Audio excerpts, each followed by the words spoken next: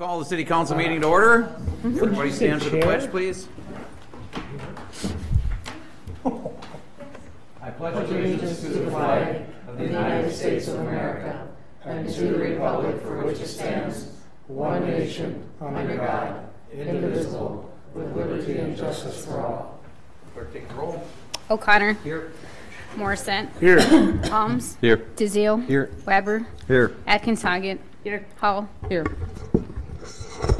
All right, first off, we have a presentation for retiring Joe Beaudry. Joe, are you here tonight? Oh, Joe, please come on up.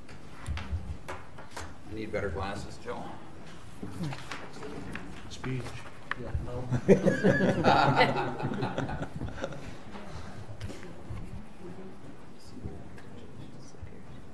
City of Hudson extends its grateful appreciation to Joe Beaudry for his 37 years of dedicated and loyal service to the City of Hudson as a wastewater operator and as chief wastewater operator. His dedication, his professionalism, and his technical knowledge and understanding of the city's utility systems during a time of rapid growth were instrumental in ensuring the highest level of service and safety to utility customers from June 1981 to November 2018. Thanks, Rich. My pleasure. Congratulations.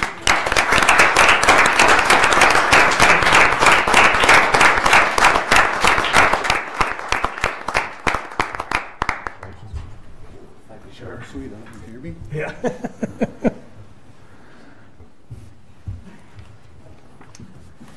All right, next we have a public hearing. Public hearing regarding the application submitted by Ziggy's Wisconsin, Inc., doing business as Ziggy's for a combination Class B liquor and Class B beer license for the premises of 302 and 304 2nd Street. Is there anyone here who would like to comment on this?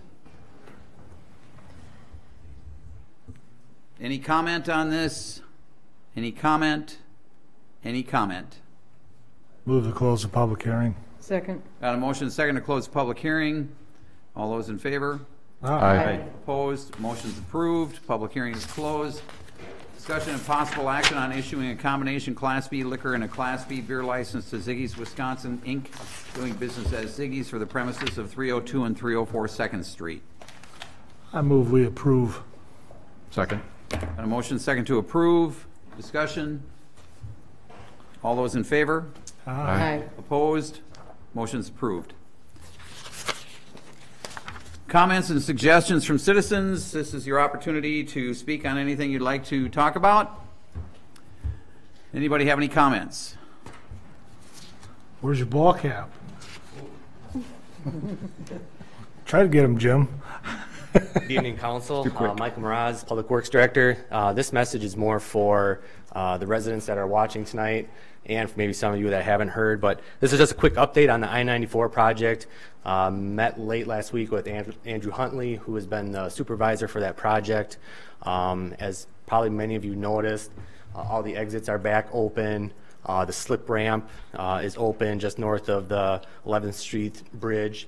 And just wanted to relay that message to everybody that basically what is open now, this is how it's going to be for the remainder of the winter. They got to come back in early in the spring and do some more bridge work, a lot of restoration work. But for, like I said, the next 4 months, everything will be back open for residents and travel throughout the city of Hudson in the area. So just want to relay that message to everybody who's watching tonight, and maybe put that in the paper as well. That'd be helpful. So thank you. We're going to see if that works, Mike.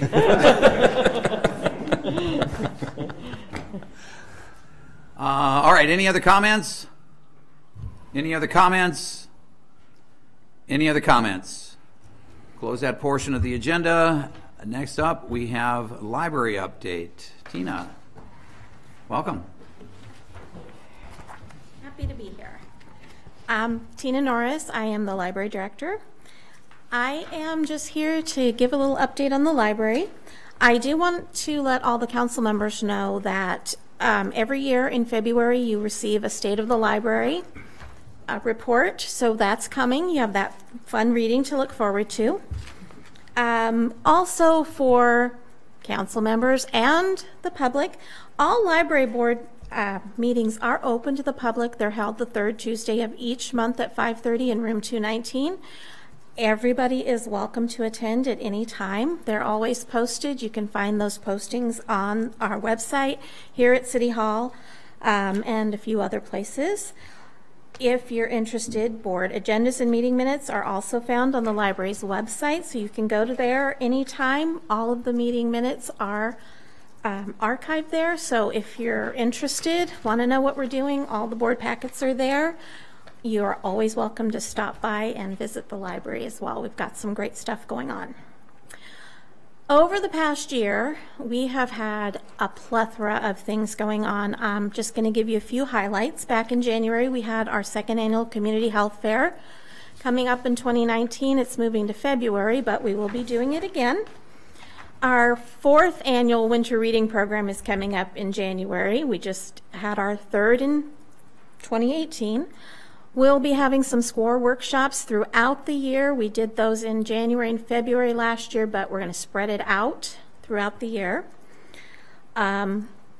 This year we did a St. Patrick's Day celebration with Irish dancers. Not sure what we've got planned for the upcoming year, but we will be doing something. April was a busy month. Lots of people using the library for their taxes. Those fun things we all love to file each year.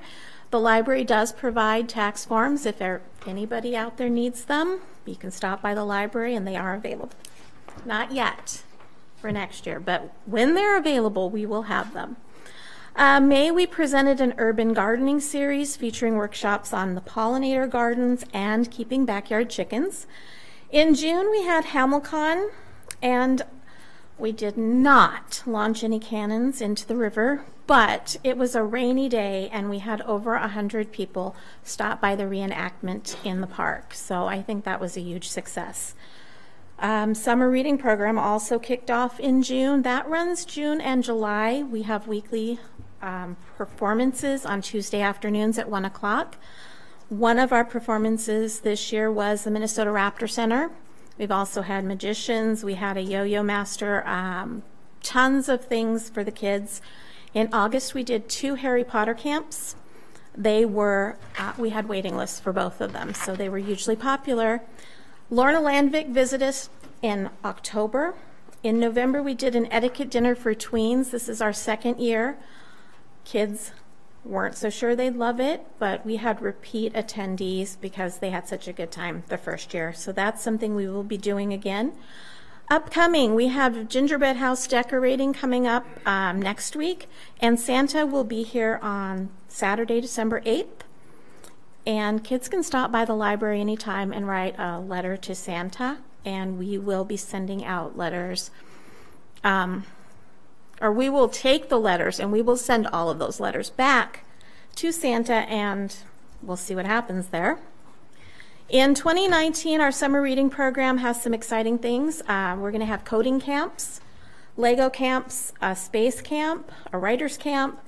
We're going to do science and STEAM camps and Harry Potter camps. So these will be 1-week camps, or maybe some of them will be 2. It depends, but those are being planned right now. One thing I want to mention about our library programming, in 2018, the Library Foundation, the Hudson Area Library Foundation, provided 100% of our funding for programs. So those are made possible through their foundation's annual campaign. So you might have received one of these in the mail. If you did, please read it. It tells the story of the library. It's not just asking for your money, but it really tells you the story of what we're doing and what we want to do. For the last 2 years, plus 2019 contributions that are committed to by the foundation's total contributions will be $95,485. The Friends of the Library, they also help fund projects around the library.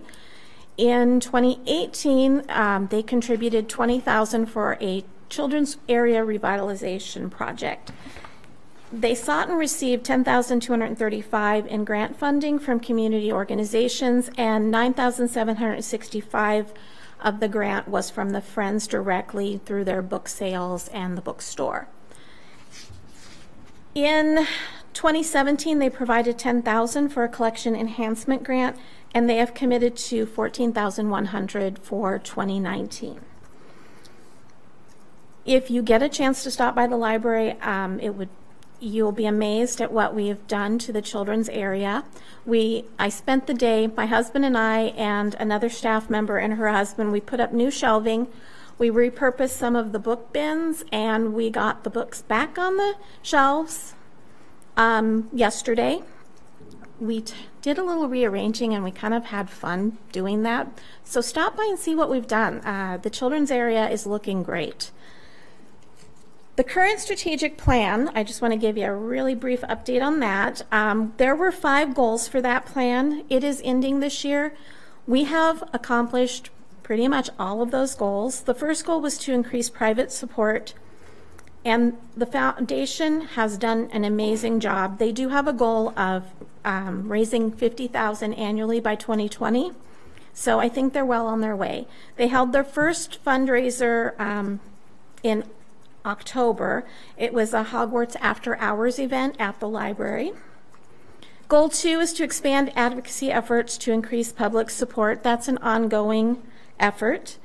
Goal 3 is to increase public awareness of services to build support for the library. Awareness has increased, but again, this is an ongoing goal. These are kind of foundational things that we'll keep going through. Goal 4 is to enhance and improve library services. And Goal 5, plan for future staffing needs to better serve the community. All of those have been accomplished, and they are kind of the foundation for our upcoming strategic plan. The upcoming strategic plan, we have sought community feedback, gathered that up through surveys. You all should have received a link for a survey. Staff surveys were completed, and we had a teen focus group. I met with key staff. Over a couple of months, we did meetings, and we determined our why. We examined and updated the mission and vision statements, revised and updated our core values, which are now our guiding principles, developed employee core values, and we're going to be presenting to the board a new tagline, a world of possibilities, because the library really is a world of possibilities. Strategic priorities have also been determined. And the one thing I wanted to tell you tonight, and this will be going to the board, but our why statement. Why? Because we believe no matter where you are in life, regardless of age, income, learning ability, or political persuasion, the library transforms and enriches lives by offering a world of possibilities. That's why the library exists. The strategic priorities that we've come up with for the new strategic plan are to promote education, literacy, and lifelong learning. That's number 1. The second is support workforce and economic development. Strategic priority 3 is to create innovative library spaces and develop dynamic collections, resources, and enhance technology. Strategic priority 4 is to foster community connections and engagement. Number 5, strengthen and improve organizational health. And number 6, define and delineate roles of the library board and support organizations.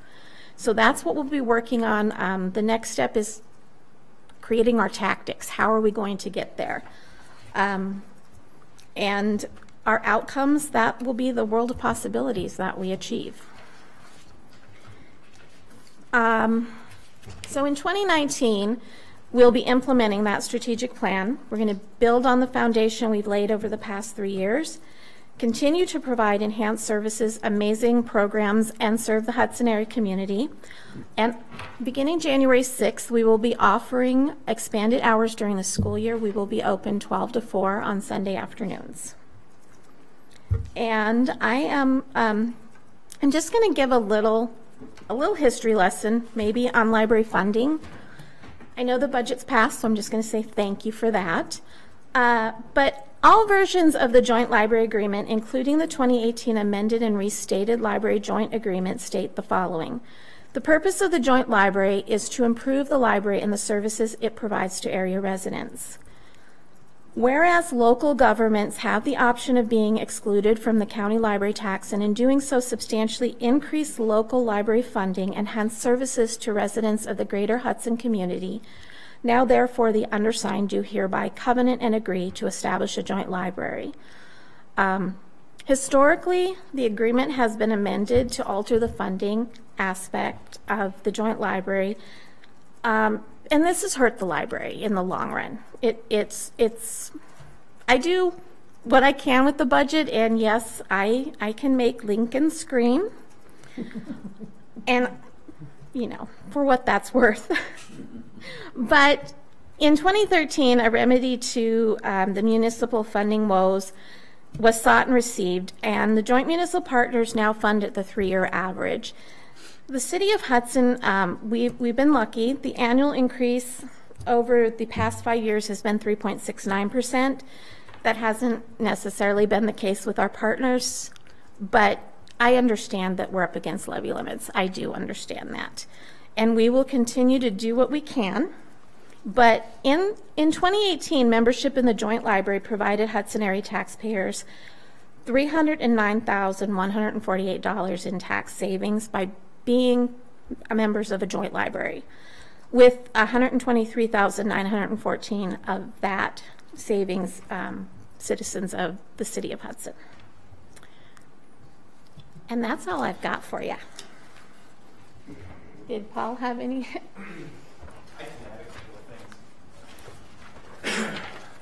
Good evening. Paul Burning, President of the Joint Library Board. There's a couple of initiatives that we are working on going into 2019 with the partners. I've been having really good sit-downs with individuals from each of our municipal partners in the joint library agreement, and we were fortunate enough to get in front of St. Joe and get a nice increase from them this year. Something that they have not done for a very long time, and a couple of the board members thought it was very much past due that they kicked up their contribution. I've been also helping them realize what an amazing job that Tina has done in regards to taking a budget that is one of the most stripped down budgets of any of the city or municipally run departments, and what she has done with those budgets is simply amazing. So this year, by just in one area, we as a finance committee, over several sessions, did hours and hours of work on looking at the budget, looking at how it's distributed, how the library is organized, personnel-wise, hours-wise. And one of our goals going into those sessions was to have the library for the servicing area that we have open 7 days a week, because that's very vital. After working on that for several sessions and hours upon hours, we came to the conclusion that we are going to be able to open on Sundays, which is awesome. For the school year, it'll be open on Sundays for our students. And not only that, but Tina was instrumental in working the numbers to make it so that 2019's budget is actually less than it would have been had we stayed status quo and not been open on Sundays, by the amount of like $30,000. Okay, my numbers are right. 30,000. Thank you, Tina. So $30,000 less in an operating budget, and we are now able to open Sundays throughout the school year. So myself and Tina and other members of the board, our efforts are to continue pressing our partners and showing them the value of the joint library and what it does for our residents and what it means for the taxpayers as far as delivering a high quality product without having to raise taxes and seeing a dilution of our dollars, being that they go to the county. So anyway. Any questions? Since this isn't public comment, we can actually interact with you. Are you going to be working with the school district to get the word out about the Sunday openings? Yep, I already actually talked to Jamie Johnson, and we're going to be on the school board agenda hopefully this next time. And yep, talked to him over the weekend. Good. It was only 3 or 4 phone calls, tags. So. But yes, so we will be working on that. Any other questions? I just want to thank both of you for your work. I think it's really important what you're doing, and it sounds like you're doing a great job, so thank you. Thanks. Any other questions? Out of curiosity, with a 30,000 less than status quo savings, where did that all come from? Was it just looking and tightening up in different areas, or was there any loss of services or anything like that through the? Do you want to explain, or do you want me to explain? No other services. What I did was I really looked at job descriptions, and we did a restructure. We realigned job descriptions and tasks with job titles. And so that's how we came to that. We did a compensation and classification study. Gotcha. So that's how that came about. And we did some restructuring. Right on. Thank you. You're welcome. Anything else? All right, well, thank you. You know, I just want to say, Tina, Paul, Tina in particular, the library is truly one of the crown jewels of our community, and it has been for some time, but under Tina's leadership, it has really blossomed, and you have done a fabulous job. A great find coming out of Tennessee to come back home, I guess, really come back into the region. And, people hopefully will have a chance to get, if you haven't spent much time at the library, get a chance to get in there and see what's going on. Obviously, it's a great update that we got. I did want to focus on one thing a little bit that really wasn't talked about here. We talked about it years ago, but especially for the new members of the council. 4 years ago, Tina, Joyce, when we did hired the consultant, we hired the Ramsey County Foundation group to come over here and help us because we were obviously struggling with some of the funding issues that we had and what we were going to do to go forward.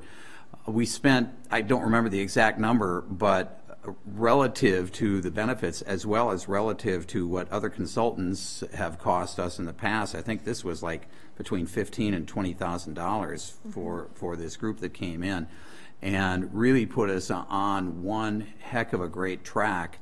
And Absolutely. It was one of the most worthwhile things that I've seen a governmental unit do is hire this group, set us up with getting together a 3 to 5 year plan, strategic plan, as Tina has referenced and has been visited and revisited on a regular basis to make sure that we're on track.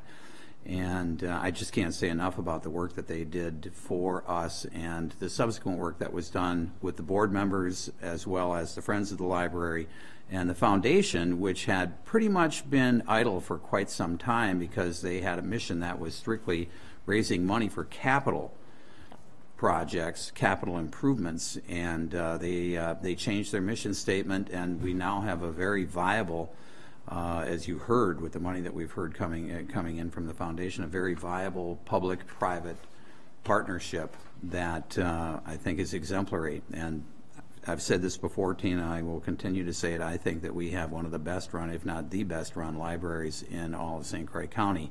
And that's with a budget that got trimmed down dramatically. So again, thank you very much for all the work that you guys do. I think you've done a great job. And I do have one last thing to say to all of the donors out there. Thank you for your generosity because it is the reason we can do what we're doing. Yep. Thank you for that. Rich, I do have one last thing to request. The county has pulled 30% of its funding that's supposed to be allocated towards our Hudson Library, the area library, over the last 2 years. And it's an effort that's been about 4 years in the making. And fortunately for us, a few years ago, it didn't quite pick up the muster that it needed to defund our library. But it's been quite impactful to our library. That $30,000 we talked about, we had to reduce it by that simply because that was part of the dollar amount that's being taken away. And it's one thing if one library is or if all the libraries are going through something like they were back in 08 and 10 when they had to pull the levies back to 70%. But in this case, the Hudson Area Library is the only library that is being defunded by 30%. And then that's not given to the taxpayers as tax relief. That's actually reappropriated to other libraries throughout the county. And that's a governmental body picking on one organization and then taking the money away and sending it off to other libraries. And that's money that should be intended for our library. And all I'm asking for is that they restore that to 100%. That can drastically help fund this library and get us up to some of the standards that we would like to see it at. And it's not all money that it takes to get to those standards, but I'm asking for your help, perhaps. I think you're the council president, Joyce, and then Rich, since you're the council representative. I'm asking for your help. I've been having sit-downs with county supervisors throughout the county when I can, despite my busy schedule. But I would ask that if you guys can help, go to the county board with me at some point in time. We can determine which meeting that's going to be, and I'll work on getting on their agenda as well to work on getting that funding back. There will come a point in time that the county, other areas of the county, will need Hudson's cooperation for funding, whether it be a project for roads or a bridge or something. And I'd like to try to keep extending that olive branch to them and ask them to help restore the funding so that we can have the library that we envision and all want for our kids. And those tween dinners, my kids loved them. So, but anyway, thank you very much. I'll follow up with you, Joyce, of course, and Rich. I'll follow up with you as well and something like that. So any other questions before I get home and tuck my kids in? You get to do that. Yeah. All right. Thank you. All right. Thank you, Paul. Appreciate it. Thanks, Tina. So, Mr. Mayor, I'd just like to recognize, if you don't mind, Mr. Michael Murphy for his many years of business in the community, and good luck to Paul Barber and Ziggy's. Oh, yeah. Thank you. How many years have been in business? Kevin. Sorry. Well, congratulations on that. Good luck. Thanks. Consent agenda. Consent agenda items for tonight's meeting are as follows. Claims in the amount of $359,647.42. Temporary Class B license to Hudson Hockey Association. Approval of 6 operator license applications. Approval of secondhand jewelry dealer application submitted by Kudos. Stop sign request at Canyon Boulevard and Wedgewood Circle. Purchase of 2 squad vehicles from 2019 budget appropriation. Set the public hearing date for the 2019 Vine Street improvements. Letter to the FCC and elected officials regarding utilization of franchise fees for cable systems. Move to approve. Second. Motion and second to approve. Roll call. Morissette. Yes. DeZio. Yes. Alms. Yes. Weber. Yes. Atkins Hoggett. Yes. Hall. Yes. Motion's approved. Consent agenda is approved. Discussion and possible action on Resolution 21-18 to adopt St. Croix County's all-hazard mitigation plan. You're going to have a busy night tonight, aren't you? I am. Mike's gone, unfortunately, so I'm here to speak on his behalf. So, yeah, the county has graciously developed a hazard mitigation plan for all municipalities within its borders. This includes Hudson, of course, and they are requesting the plan be adopted. The plan, to summarize, pinpoints problem areas within each city and provides solutions to mitigate them. So it's called an all-hazard mitigation plan because it incorporates not just natural hazards, but also like man-made ones too. So it talks about like flooding, tornadoes, and then like active shooter scenarios as well. So it's more of like a safety/hazard mitigation plan. So yeah, by adopting this plan, it'll open up the opportunity for the city to receive additional grant funding for hazard mitigation from FEMA, also called Federal Emergency Management Agency. Normally, FEMA doesn't provide funding to municipalities without some kind of strategic plan in place, and so since we have no plan in place, this would be a really beneficial thing for us to have. That's all I got. Move we suspend the rules. Second. Motion and second to suspend. Roll call. Morissette. Yes. Alms. Yes. DeZio. Yes. Weber. Yes. I got it out of order. Atkins Hoggett. Yes. Hall. Yes. The motion is approved. Rules are suspended. Move to adopt Resolution 21-18. Second. Motion and second to adopt. Discussion. All those in favor? Aye. Opposed? Motion's approved. Discussion and possible action on Summit Ridge final plat at St. Croix County Tax Parcel 236-2068-01-000 Land Devco of Hudson LLC. So Land DevCo has submitted a final plat to us for the westerly parcel of the annexed Lee property. The final plat provides individual lot sizes, street layouts, utility easements, and proposed stormwater ponding areas. Plan Commission and staff are recommending approval of the final plat under the 6 conditions provided to you guys. Do you want me to list them off and read them to you and explain them, or are you okay? Sure. Sure. Okay.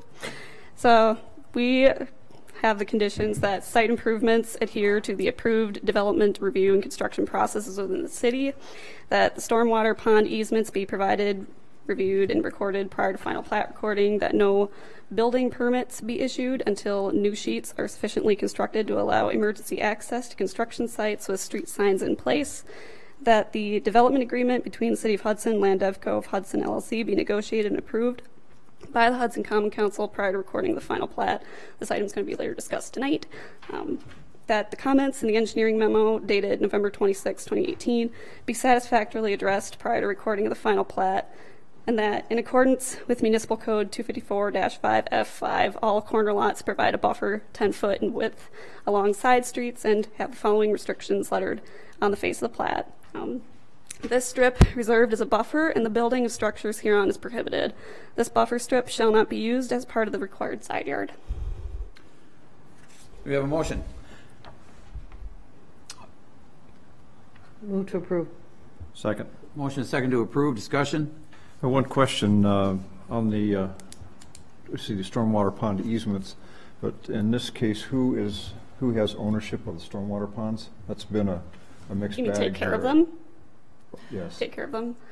We will be, but the Mike back there. The city won't have ownership.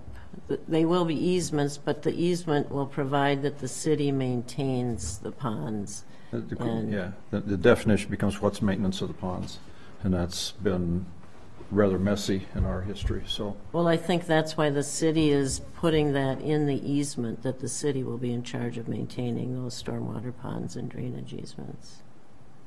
Yeah. That's my understanding. Yep. It's a definition of what maintenance is. That's determined by the city.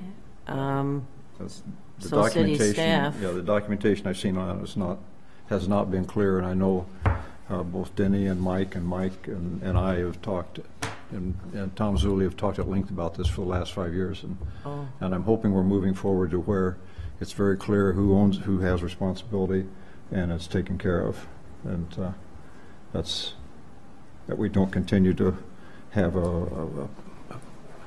at least who shares the cost. Yeah, but plethora of the burden of the cost. We have different arrangements for different.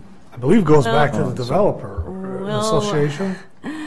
Now, I wasn't at the Plan Commission for discussion of this, but my understanding is that either city staff or the Plan Commission determined that they wanted easements rather than dedication. Dedication would provide city ownership. Once the plat is recorded, if it's shown as dedicated on the final plat, the city owns that property that's shown as either a city street or a stormwater pond. But in this situation, I've been told by the community development director that the decision was for easements rather than dedication. I'm happy to discuss that with our community development director to make sure that I did have some conversations with him today by phone, but minimal. And not I would be concerned about it. I would be concerned with that definition that we have no ownership or no responsibility. I wouldn't say responsibility. That no one, we don't have anyone defined as responsible. We just look around at all the ponds that have been built with that kind of a understanding, and they're not being maintained. My understanding is that the easements that will be provided will have provisions in the easements regarding maintenance. So it'd be similar to Lake Shillelagh kind of easement that we have up there, where the city has the easement to maintain the property, but it's not dedicated to the city, where the city would have ownership of it. That's my understanding. Now, the developer's attorney is here as well. We've had conversations about this today. Unfortunately, our community development director Yeah. is absent and sick. I thought it was understanding that the ponds would be dedicated. Maybe Nick, you can speak to this, but I think for the best interest of the city moving forward, just to spell out that we actually own the ponds and those are ours to take care of. It's a lot cleaner in my opinion, and we want to have the responsibility to maintain those ponds, especially with the MS4 program, where we don't have to worry about obtaining permission. Easements are easements, but I mean, yeah, no, to I have don't physical. disagree. So I don't know, Nick, if you want to. Sure. But I don't know if it's too late to change. we're just getting, no, it's not too late to change it. If we need to get it right, and if it's not understood in the development agreement as to what the intent is on the part of the city, we need to find that out. Sure, and thank you. Nick Vivian, representing Land DevCo. So my understanding of the historical issue is that the city in many cases has relied on homeowners associations to maintain the drainage ponds. Homeowners associations have not always been the most active in maintaining, which during my conversations with Mike, that's really been the focus, to say how does the city retain the right to come in and make sure that the ponds are operating the way that they should be operating. And our conversations have really focused on the fact that the city in the future intends to ensure that it has the right to maintain. Now, similar to what we did on the Phillips project in the dog track or St. Croix Meadows, the city was granted the easements to the large ponding areas, but the city is going to maintain the ponding area so that it has the right, it has the authority to control the degree to which the pond is maintained. That's how we've structured our plat here. We don't have a separate outlot necessarily, or separate outlots that simply circle the ponds, but rather we have large outlots with the intention then to provide the city with the easements that it needs for mandatory access or automatic access. So it's not as though we're dedicating large pieces of land that are the drainage ponds. Instead, we're saying here's the area over which the city has a perpetual easement. It has the unrestricted right to go in and to maintain. We've said that we'd be happy to have the homeowners association or the homeowners associations here, given that we have two plats, maintain those stormwater ponds. However, I think it's been the city's experience that, well, intentions may be good with those homeowners associations. The ponds aren't always maintained to the standards that are required to allow your system to continue to work fully and properly, which is, again, why I think the city has... That's what Jim's getting at. Correct. As soon as it hits a certain figure, nobody wants to take care of it, and it's left to us to do it. Right. But it's not even that certain figure. It's the routine maintenance, which then causes the ponds to fail. And Mike, you can correct me if I'm wrong, but I think what Mike Johnson has told... Yeah, thank you. That's the only time I'm going to be able to do that. Maybe not. What Mike Johnson has said is that the city wants to ensure that those ponds are maintained to a certain level so that you don't have those catastrophic events, which then puts the city in the position of having to come in and either take action at a significant expense or deal with a pond that it doesn't have access to, because that's a bigger issue that I understand you're facing in some developments currently. Right. And I think with MS4 now we have to step up our responsibility. We are now really formally responsible for those ponds, where we've kind of been able to say, you know, we're not at that level, not a big deal. Now it's there. We have to do that, and money was allocated in the budget this year to start addressing those issues. It's going to take time, but just simply cleaning the ponds and getting the trees out so they don't fill up and become useless. So that's. I just wanted to get clear, you know, where are we, what are we doing? That's the direction I thought hopefully we were headed. Not necessarily owning the ponds, but having maintenance and ability and the cost of Jim, I think that should maintained. go back to Plan Commission to talk about at some point to clear up that issue.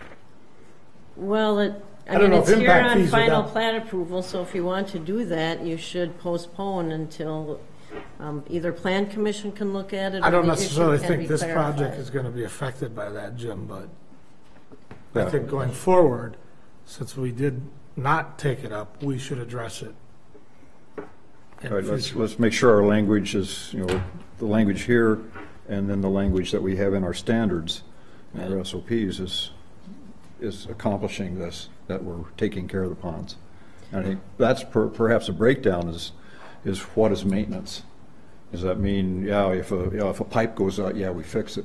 But if it fills up with trees and brush and grass and becomes useless, that's not. Might I suggest to go to Public Works first, so you can define what is maintenance on a stormwater pond, and we can bring it to Plan Commission or Community Development can take it and bring it back down. Yeah, I'll take that too. And another question I have too is what sort of oversight does the city have to the construction of the ponds?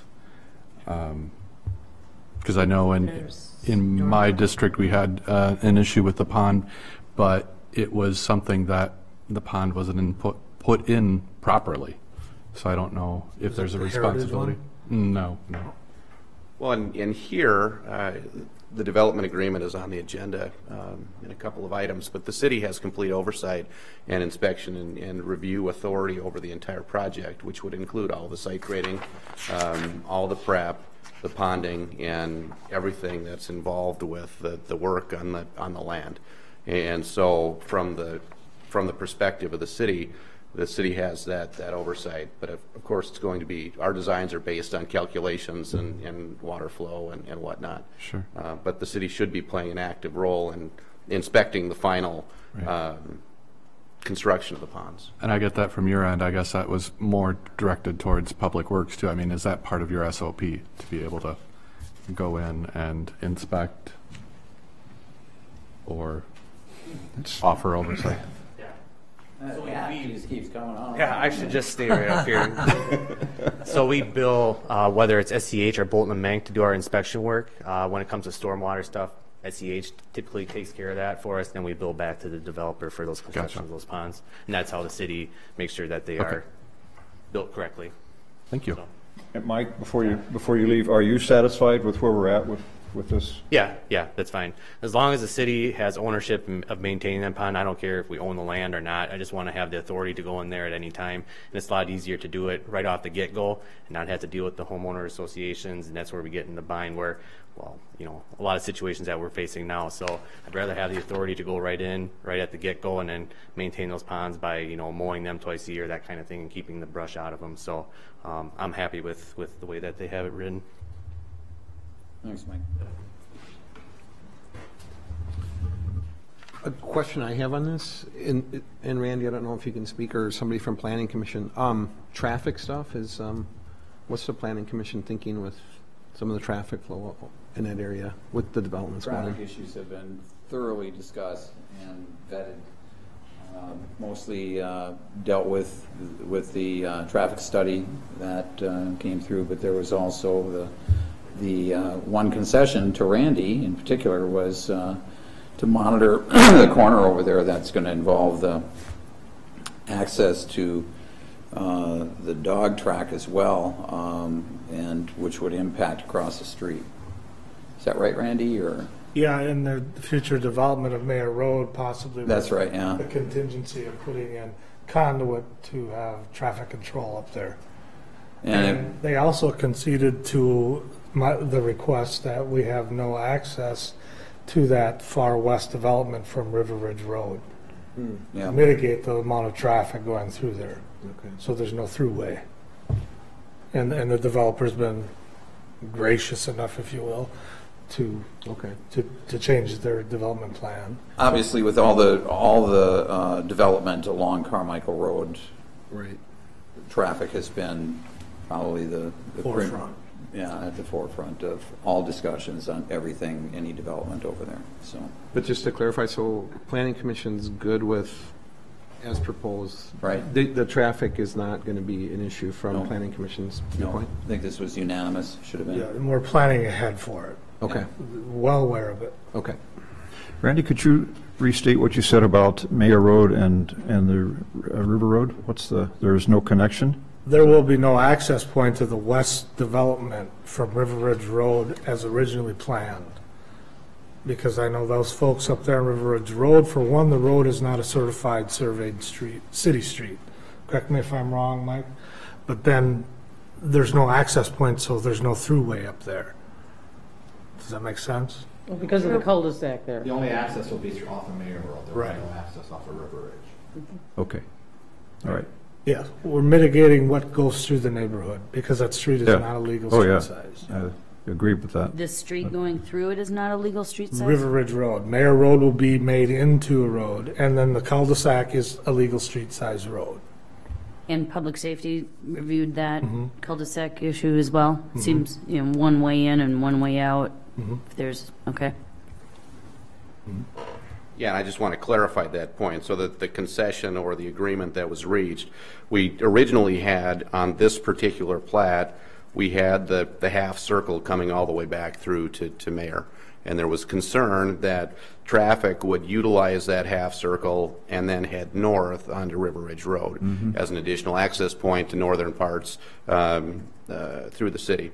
And so we agreed that we would put a cul-de-sac at the end of that road, which would then eliminate any desire to potentially move toward River Ridge Road, but would rather sort of redirect all the traffic and the feel of that neighborhood to Mayor, and then either north from there or back toward the east toward Carmichael. So that cul-de-sac was really a traffic planning concept to kind of keep additional traffic off of River Ridge Road. Good. Anybody else? All those in favor? Aye. Opposed? Motion's approved. Discussion of possible action on South Point final plat at St. Croix County Tax Parcel 236-2068-00-000 Land Dev Co. of Hudson LLC.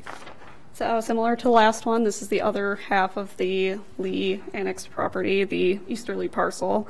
This one has all the similar things as the other final plat did. Provides individual lot sizes, open space, right-of-way and street layouts, and utility easements. The only difference is this one actually has open space because it's a planned residential development. So it had the requirement in our code that it had to provide open space. And so there are 3 outlots provided for green space. There was also an earlier submitted conditional use permit that was sent in and approved. So yeah, Plan Commission staff are recommending approval of the final plat under the same 6 conditions as the last parcel. Do you want me to list them off again? Those again? It's a lot. All right, do we have a motion? So moved. Second. Got a motion and a second for approval. Discussion? There was a, I think at the last meeting, perhaps it was on the engineering report, that there was a request that the trail extend from the cul-de-sac out to Carmichael? Yep. Is that's still taken care of? Yep. Great. Anybody else? All those in favor? Aye. Opposed? Motion's approved. Discussion and possible action on a development agreement between the City of Hudson and Land Devco of Hudson LLC, St. Croix County, parcel numbers 236-2068-00-000 and 236-2068-01-000. And now we wrap it up. Land Devco is looking to develop 2 parcels generally located south of Mayor Road and north of River Ridge Road. The development agreement specifies the terms and conditions of development approvals, as well as requires a performance bond to ensure that the public improvements are completed as required. There will be attachments included, such as legal description of the entire property, final plats of both South Point and Summit Ridge, impact fees, tonight's Common Council minutes, if approved, public improvements, cost estimate and performance bond, capital cost study, both South Point and Summit Ridge covenants, homeowners association documents for both Summit Ridge and South Point, a construction schedule, and the construction drawings. Staff is recommending that the Common Council approve the agreement and authorize Community Development Director and City Attorney to finalize the agreement and prepare it for recording, with the condition that all exhibits and performance bonds, covenants, and easement language be reviewed and approved prior to recording. By city staff and city attorney. Yeah. The exhibits. Is there a motion? So moved. Second. Got a motion and a second for approval. Discussion? All those in favor? Aye. Opposed? Motion's approved. Discussion possible action on a pre-annexation agreement between the City of Hudson, Wisconsin and Douglas N. and Linda K. Foster, owner, and Creative Home Construction Investments LLC, purchaser, regarding the potential annexation of 515 Stage Line Road, St. Croix County tax parcel number 020-1097-70-70-000. So the landowners and Creative Home Construction Investments LLC are petitioning to the city to annex the Foster property. So it's about 6 acres in size. It's contiguous to the city of Hudson on the southwest and east boundaries, and the proposed annexation would extend east to the intersection of Darnold Drive. It is the intent of the prospective developer to purchase the property and to develop the parcels as medium-density residential townhomes. The pre-annexation agreement requires the petitioners pay a deposit to the city, which is intended to cover the costs associated with the required reviews and analysis. Staff is recommending approval of this pre-annexation agreement. Move to approve. Second. Got a motion and a second for approval. Discussion? All those in favor? Aye. Opposed? Motion's approved. Thanks, Tiffany. Discussion and possible action to request purchase / transfer a reserve Class B intoxicating liquor license from an adjacent municipality, Wisconsin statutes 125.51 sub 4 sub E.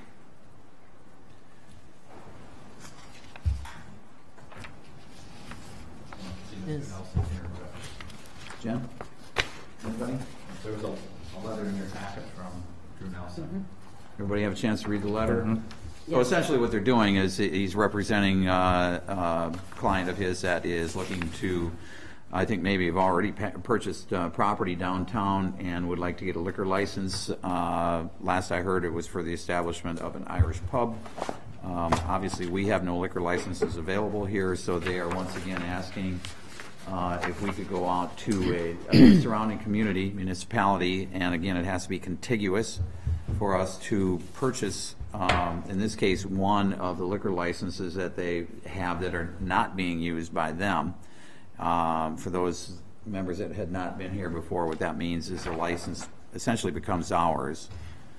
Can I just make a comment? Sure. It's not exactly purchased by the city. Well, yeah. Basically. Except for we're paying, well, we've got to pay the money and they'd be reimbursed. No, that's why I'm kind of interjecting, because what it is the adjacent municipality sets the initial license fee for a license it is willing to transfer. When the city grants that license, don't know when. I mean, you don't have to come up front with the money. When the city grants the license, the licensee pays that license fee established by the adjacent municipality.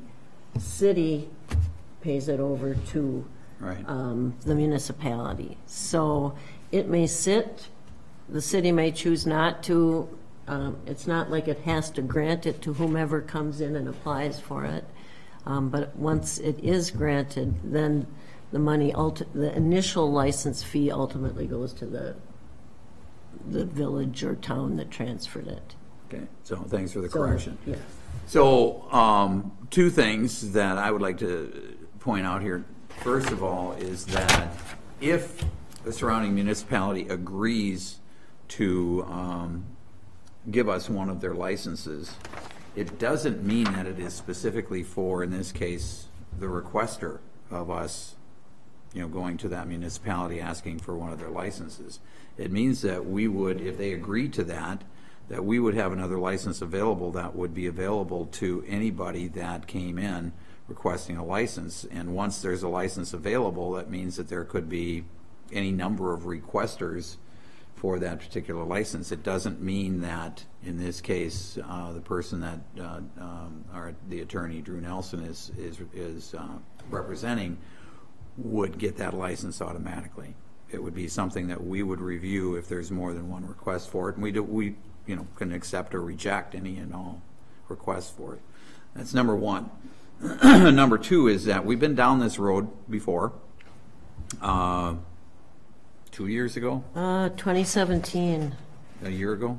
Yeah, in May of 2017, the town of Troy. And we reached out to our surrounding municipalities that had licenses available, and we were told by Troy that they were going to charge $50,000, we were told by the town of Hudson that they were going to charge $100,000. Now, that price may have changed, I don't know, but, you know, just to put it into perspective, kind of an uphill climb. At that point, we had 3 or 4 entities that were interested in a license, and all of them said that those prices were not interested in pursuing this. Yet they're looking at being the requester? I don't know. I don't think so. I understood the letter to say, and it's not clear, but to say that asking the city of Hudson to formally request the town of Troy present an offer for purchase of one of the available Class B liquor licenses. So I think they're asking the city to reach out to Troy. When we last discussed this, we also discussed if the city were going to do this, it would want to do it and have an agreement, a written agreement regarding how that transfer would work. Both the town of Hudson and Troy also put expiration dates on their offer for the 50 and 100,000, which obviously have expired.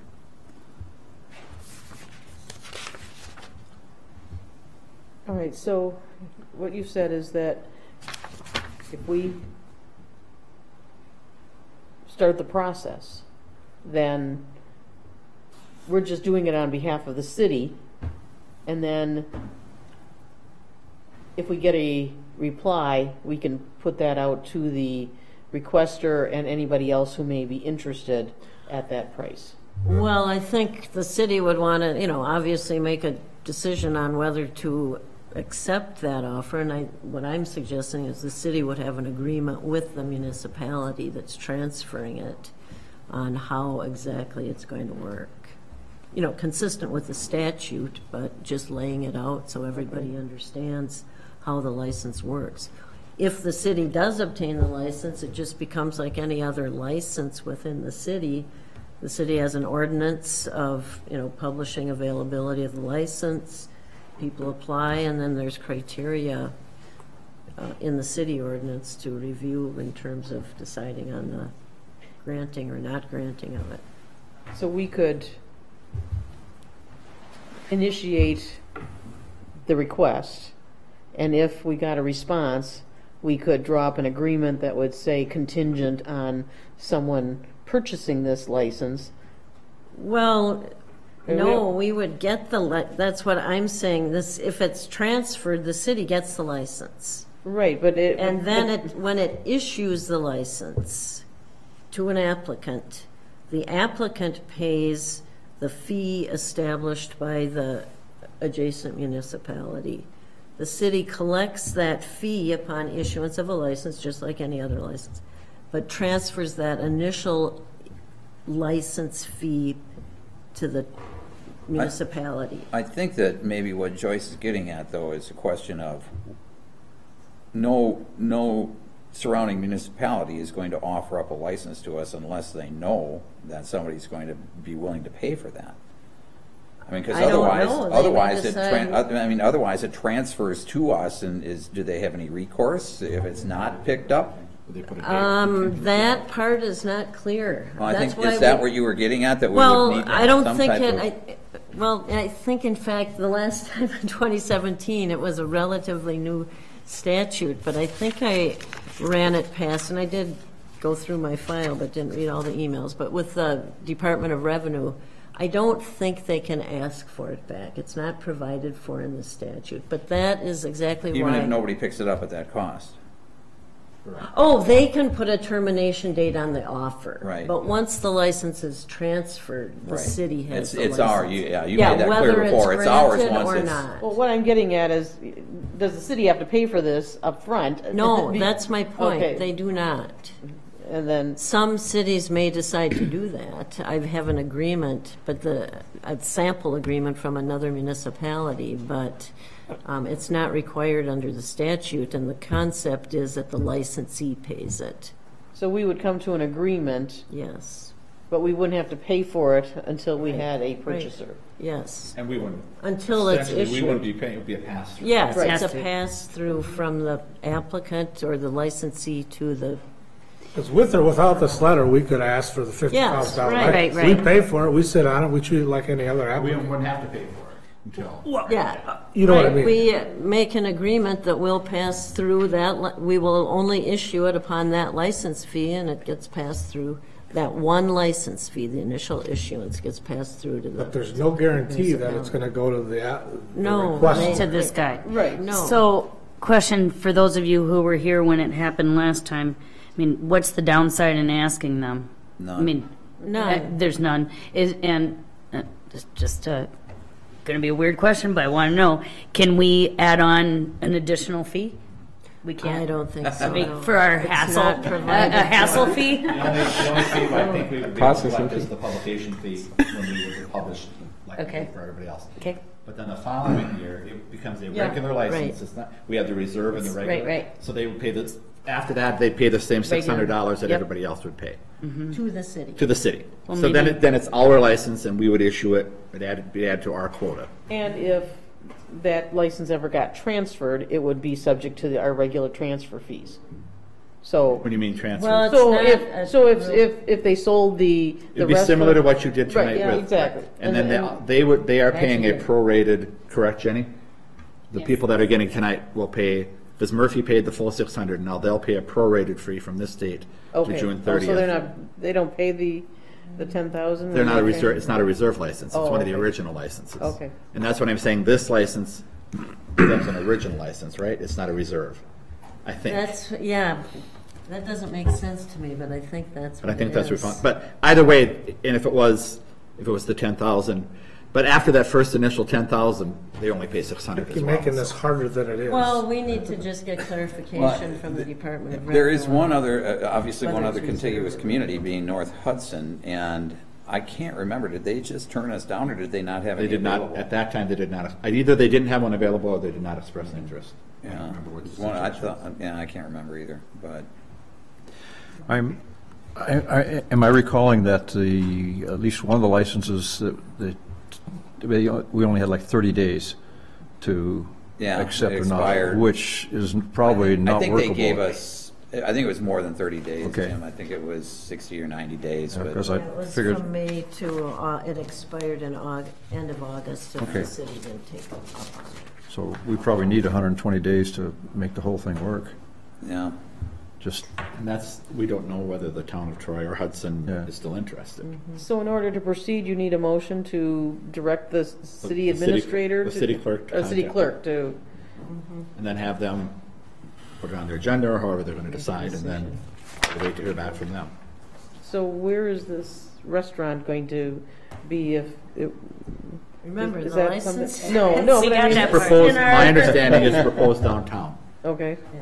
If You don't it- have an when- exact When you location? grant, remember when you Jewelry granted the store. license for the theater? Jewelry store. Oh, When you granted the license for the theater, they were the ones that came in, but we couldn't consider them that night because we had to publish.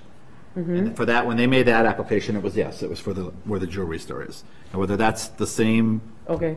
we'll have to, assuming this all goes through and the town of Troy says yes to whatever the fee is, they and anybody else would make application for the license, and then at that point, we would know for sure where. Okay. Because you have to have a premise, you can't just get Yeah. a license. Can't just get a Okay. free-floating license. So they have to identify a structure that they're going to put it in. Do we have any visibility to when more liquor licenses would open up?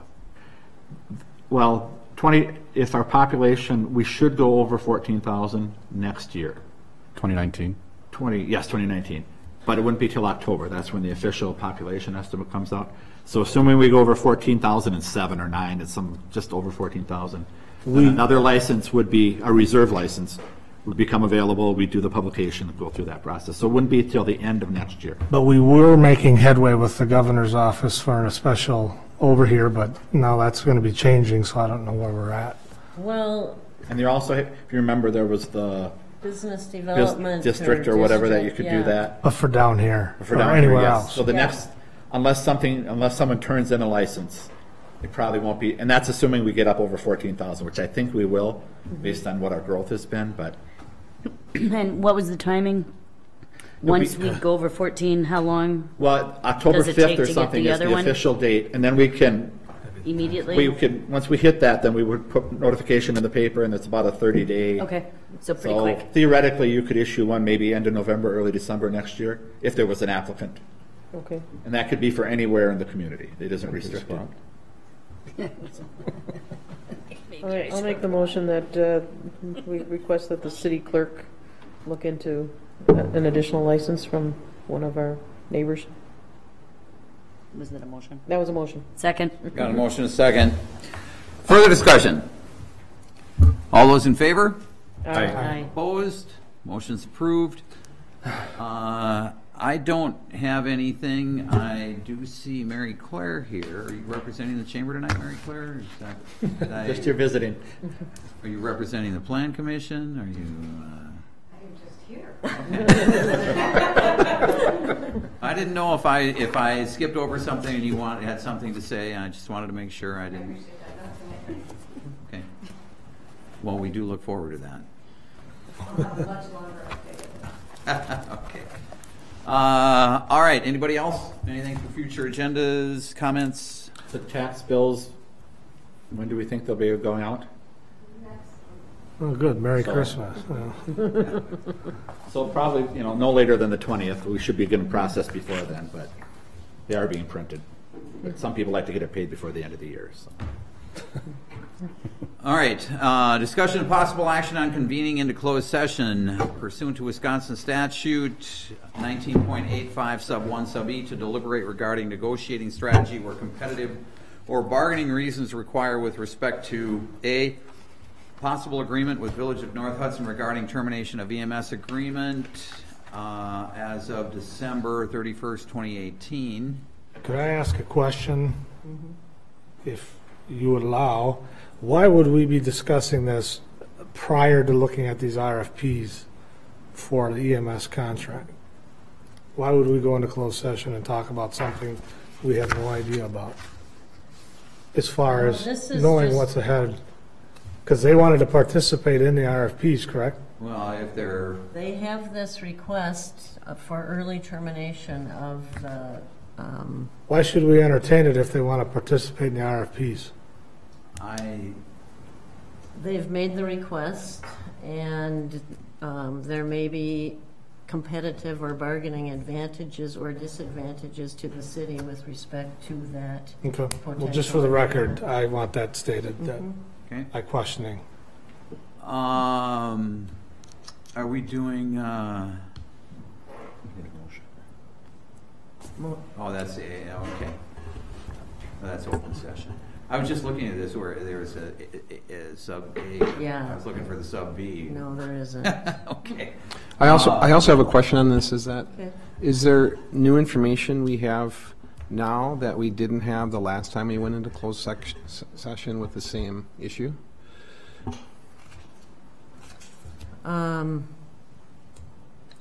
I don't have new information except that the question was asked at the last meeting regarding possible effect on our existing contract, and I just said that would be a matter of negotiation. And so they have an ongoing request, and I guess the city did not take any action on it at the last meeting, and so I think the council needs to understand the position that the city is in with respect to this request, the competitive and bargaining position. You don't have to go into closed session. I think it would be possibly harmful to the city if we had the discussion in open session with respect to ramifications and with respect to the city's bargaining position as to why or why not to grant this or make a decision on this. The council has not made a decision.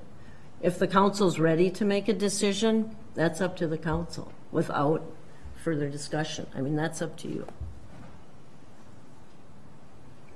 Move to go into closed session. I think we need to hear out what Catherine has to say. motion. Is there a second?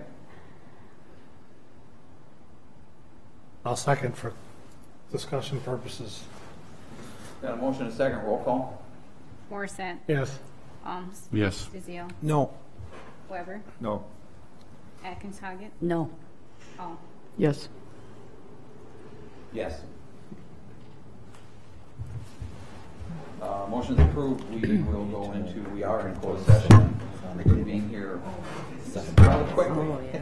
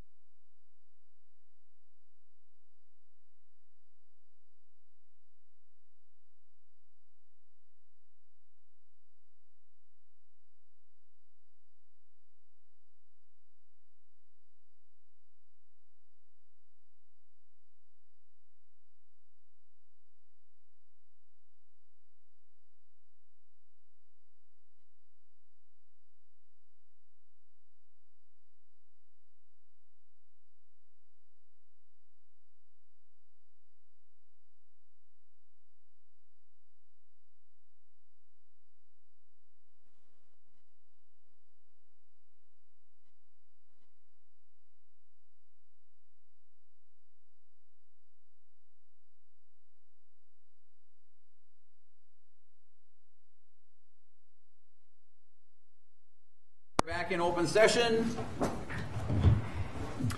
I'd like to make a motion. Or just a, Oh, General statement. just a statement, yes. So we're not saying yes, we're not saying no to the request by North Hudson to get out of the contract by December 31st, 2018. We want North Hudson to be a part of the process of interviewing proposals for EMS services, and we'd like to ask to extend the request to the end of first quarter of 2019, March 31st. Okay. Everybody good? And that will be communicated tomorrow. Tomorrow at the EMS Commission meeting. Okay, sounds good. Move to adjourn. Second? Got a motion second to adjourn. All those in favor? Aye. Opposed? Motion's approved. Thank you, everybody.